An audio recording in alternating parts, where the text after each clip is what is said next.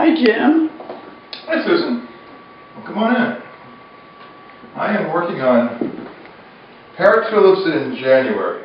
You know, this is a painting that has long been in my mind.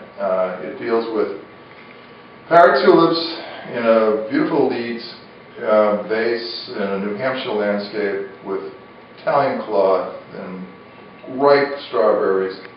What more could you want? However, everything looks a bit browned out here. You're just in the stage of doing the underpainting is what I gather. That's right, yeah. That's right. So what I'm doing is kind of plotting this thing out step by step. Instead of just painting alla prima, which means all at once. I am building up layers from drawing to wash to a varied white and darker umber wash, and as I do that, I begin to get depth into the painting. I begin to see pretty much what the relationships are being set up. And you can see here where I start to paint, I want to be able to see what the color of the flower is in relationship to the wash of the sky, as well as some of the porcelain from the pottery, and that starts setting up relationships. And I'll do the same as I get lower and into the landscape and how that relates to the picture and then the fruit. So everything becomes relationships that are built up of color, value, and texture. It looks like you have some fabric over there to the... Yeah, this is my favorite fabric. It's a warhorse. It's called Bossati. It's from Anghieri in Tuscany. And it is a beautiful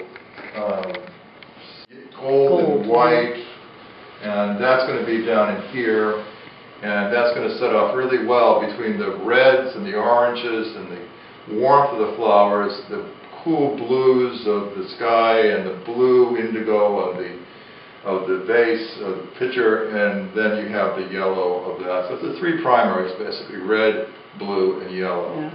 And with the green of the landscape to soften everything. So what about the landscape? It looks a little bit like you've got some iconic views of New Hampshire there. Well, I'm just following the old tradition of 19th century American painters painting smoke and mirrors. But they wanted a little more height to the mountains than was really there, and a little more, energy to the storms coming through. So they took a lot of liberties, and so am I. I'm continuing a long tradition of artists telling great lives. And this is the Saco River Valley, where it shows Cathedral Ledge and Horsehead Ledge, the Saco River as it winds through the valley, the distant mountains going towards Mount Washington of the White Mountains. So it's sort of an encompassing view of a lot of what's happening up there. And the clouds, as they billow up with the storm, is repeating the forms of the mountains, so everything becomes this repetition, and that's what kind of makes still life painting not very still. It has a lot of movement in it.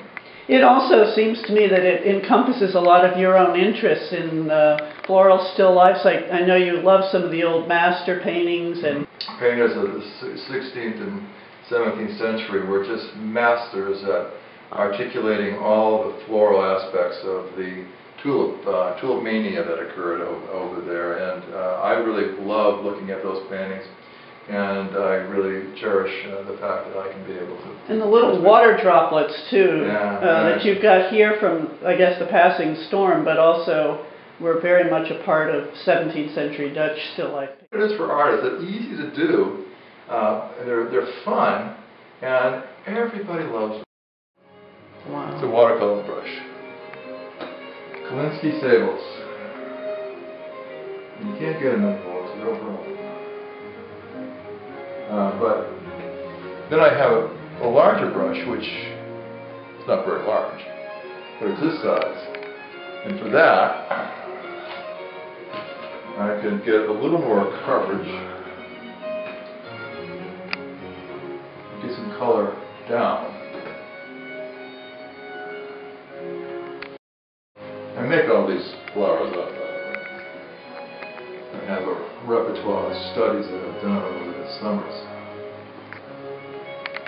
In general, done them so many times. Just make them up. Better that way anyways. That way the flowers can kind of tell you what direction they want to go. And they're all different then. They're not all always the same.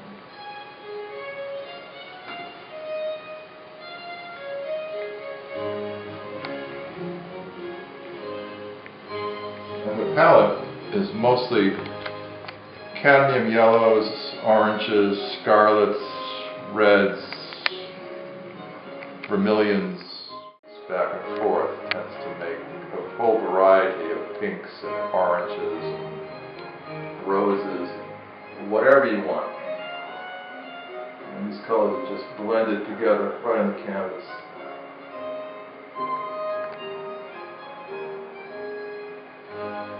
And then I come in with a little brush.